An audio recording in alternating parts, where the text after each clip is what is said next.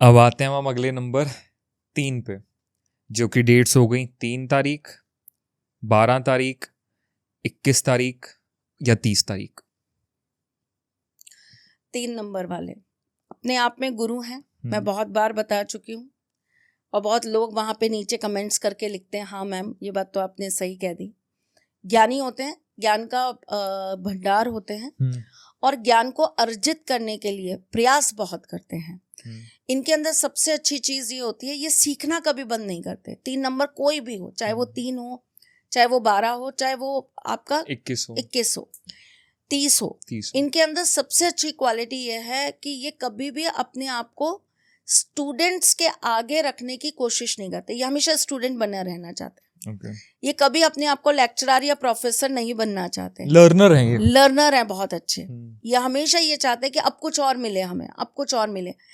अजब सी तलब, अजब सी भूख है सीखने की इनके अंदर। ठीक है।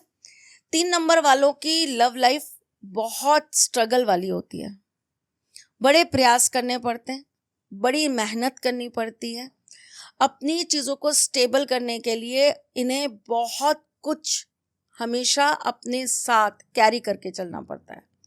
कैरी इन द सेंस, जैसे बहुत सारी बातें हैं जिसे ठीक है इग्नोर कर दिया क्योंकि रिश्ता बचाना है ना, लेकिन अंदर तो है, मन में तो है, बाहर नहीं कह सकते, किसी को बोल नहीं सकते, बोलेंगे तो चीजें खराब हो जाएंगी। मन में अंदर चल रहा है लेकिन साथ लेके चलना है। तो 3 नंबर वाले ऐसे होते हैं जो, अगर मैं इनको एक शब्द में आपको बोलूं तो ये भगवान शिव का वो रूप है जो गले में जहर बांध कर दुनिया को अमृत बांटते हैं। Very strong people and they are actually number 3 वाले, they are very strong people. देखिए यही मजेदार बात है न्यूमरोलॉजी में कि अगर आप किसी व्यक्ति के व्यक्तित्व को समझने चलेंगे तो आप उसके डेट ऑफ बर्थ से उसके व्यक्तित्व को बहुत अच्छे से समझ जाएंगे। आप अच्छे एस्ट्रोलॉजर हैं तो आपको जरूरत नहीं है कि आप उसकी कुंडली खोलेंगे, हाथ देखेंगे, चेहरा पढ़ेंगे। आपके पास सिर्फ अगर उसकी एक डेट ऑफ बर्थ है ना, तो आप बहुत अच्छे से समझ सकते हैं कि ये व्यक्ति किस हद तक होगा, इसको हम किस तरीके से समझ सकते हैं। अब जब तक देखो, हर किसी को एक अपना तरीका होता है, राइट। जैसे हम किसी डॉक्टर के पास जाते हैं, डॉक्टर पहले आपकी पल्स चेक करेगा, डॉक्टर आपको आंखें चेक करेगा, आपको टेस्ट बोलेगा कि टेस्ट करा के आइए, उसके बाद वो देखेगा कि आपकी बीमारी क्या है, आपको किस तरह की बीमारी है, आपको उसका क्या इलाज देना है, कैसे करना है। एस्ट्रोलॉजी की खूबसूरती ही यही है। सबसे अच्छी बात जो एस्ट्रोलॉजी के अंदर होती है ना, वो ये होती है कि जब कोई व्यक्ति आपके पास आता है तो आप सबसे पहले देखते हैं उसका व्यक्तित्व कैसा है, वो कैसा व्यक्ति है। और अगर आप उसके व्यक्तित्व को समझ गए, आप उस व्यक्ति को समझ गए बीइंग एन एस्ट्रोलॉजर, तो मुझे लगता है उसकी और आपकी ट्यूनिंग बहुत इजीली एक दूसरे से मैच कर जाती है। लेकिन अगर हम पहले से ही जजमेंट करके बैठे हैं, अरे सब ठीक है, अरे ऐसे ही होगा। सपोज करिए, जैसे मैं आपको एक छोटा सा एग्जांपल देती हूँ।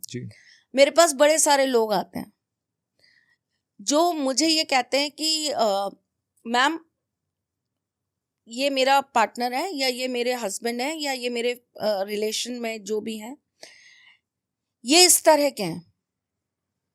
अब अकॉर्डिंग टू मी, चलिए मुझे छोड़िए, अकॉर्डिंग टू यू, मैंने अगर आपको ये बोला कि नमित ये फलाना व्यक्ति है जो मेरे घर में है, ठीक है, ये ऐसा है, ये ऐसा है, ये ऐसा है, ये देखो सारे दिन मुझ पे चिल्लाता रहता है, ये सारे दिन मुझसे लड़ता रहता है, इसके पास कोई और काम ही नहीं है, ये इतना इरिटेट रहता है, ये ऐसे वो है, ये है ऐसा वैसा, मतलब मैंने उसकी 50 बुराइयां आपके सामने कर दी।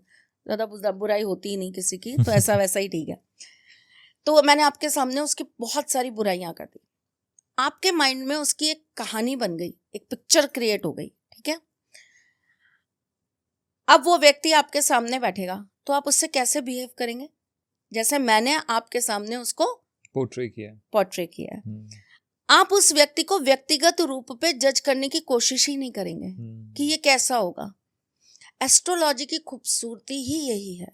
If you are an astrologer, सबसे अच्छी बात यह है आप बाइस्ड नहीं होते किसी दूसरे के उस पर।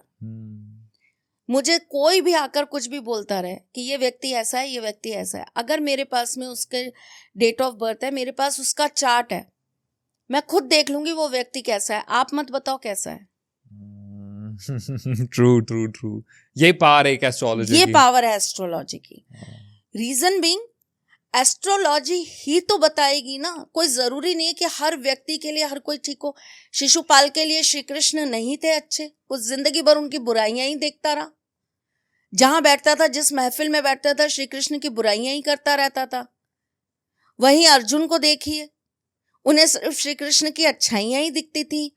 वहीं सुदामा को देखिए, उन्हें अपने मित्र में हमेशा भगवान ही दिखते थे। वहीं आप द्रौपदी को देखिए, उन्हें श्री कृष्ण में हमेशा अपने सखा ही दिखते थे। तो जाकी रही भावना जैसी, ये वही कहानी है। लेकिन एस्ट्रोलॉजर्स के साथ ये चीज अप्लाई नहीं होती। रीजन बीइंग उनके पास एक टूल है, उनके पास एक पावर है, वो उस पावर से, उस ज्ञान से, उस टूल से ये बहुत आराम से चेक कर सकते हैं कि सामने वाला कैसा है। सेम विद द नंबर 3 पे आए तो अगर हम इनकी लव लाइफ की बात करें, मजेदार होती है? बहुत मजेदार नहीं होती, बहुत स्ट्रगल वाली होती है। इन्हें बहुत प्रयास करने पड़ते हैं अपनी लव लाइफ को सेटल्ड करने के लिए, क्योंकि ये ऐसे लोग होते हैं जो सबको खुश रखना चाहते हैं। ये वो लोग होते हैं जो अगर मैं ये बोलूं तो इन्हें बचपन में ही ना इनके अंदर एक बूढ़ा विद्यमान हो जाता है, क्योंकि गुरु है वो, सो ऑफ कह सकते हो। लेकिन ये कैरेक्टरिस्टिक है नंबर 3 की, कि ये बहुत छोटी उम्र में ही ना बड़े जिम्मेदार लोग हो जाते हैं। और जिम्मेदार लोगों का क्या होता है कि वो फिर अपने बारे में सोच के नहीं चलता। जिम्मेदार इंसान हमेशा सबके बारे में सोच के चलता है। जिम्मेदार इंसान की ये सबसे बड़ी क्वालिटी होती है कि वो अपना फायदा नहीं देखता, वो अपने से जुड़े हजारों लोगों का फायदा देखते हैं। जैसे मैं आपको एक चीज बताती हूँ, ठीक है मेरा मूलांक तो 1 आता है, लेकिन अगर मैं अपना भाग्यांक देखूं तो वो नंबर 3 है।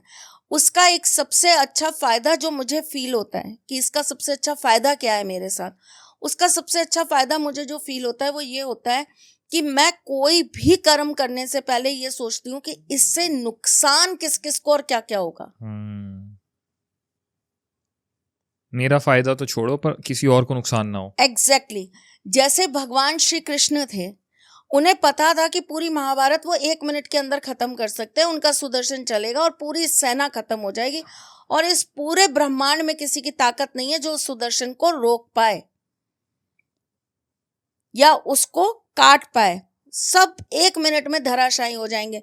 ना अभिमन्यु मारा जाता, ना इतने लोगों की मृत्यु होती, ना कुरुक्षेत्र जो है वहां पर खून की नदी बहती, सिर्फ और सिर्फ श्री कृष्ण के एक सुदर्शन चलाने मात्र से पांडु जीत जाते, कौरव हार जाते।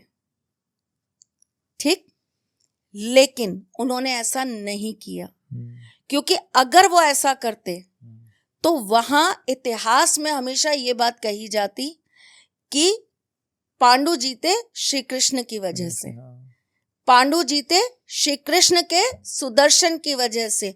वहां धर्म की जीत नहीं होती, वहां सत्य की जीत नहीं होती। आज जब गीता के ऊपर हाथ रखकर कसम खिलवाई जाती है ना, और ये कहा जाता है कि मैं जो भी कहूंगा सच कहूंगा, सच के सिवा कुछ नहीं कहूंगा, ये वो गीता के ऊपर हाथ रखने का ये जो कार्यक्रम है, ये जो कसम है, ये नहीं खाई जाती। क्यों? क्योंकि वहां पर किसी ने सत्य के लिए कुछ किया ही नहीं, कोई कुर्बानी नहीं दी, कोई अच्छा कोई बुरा घटा ही नहीं। उस युद्ध में सिर्फ जो किया वो श्री कृष्ण ने किया। और आपके फिर इतिहास क्या कहता है पता है? बस ऐसा कुछ कर लो कि आपके पास में श्री कृष्ण जैसा एक मित्र हो, एक सखा हो जो आपके साथ खड़ा हो।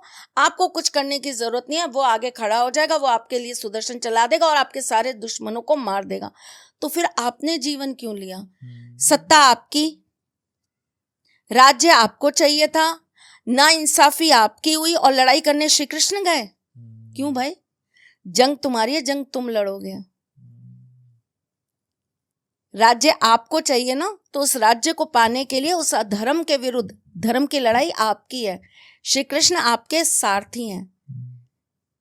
पता नहीं लोग गीता से कुछ सीखते क्यों नहीं, पता नहीं लोग महाभारत से कुछ सीखते क्यों नहीं। और यही एक सबसे बड़ा बल होता है जो नंबर 3 वालों के पास भी होता है। नंबर 3 के पास अथाह की शक्तियां होती हैं, लेकिन उनको ये पता होता है हमें अपनी शक्तियों को यूज कब करना है और कैसे करना है।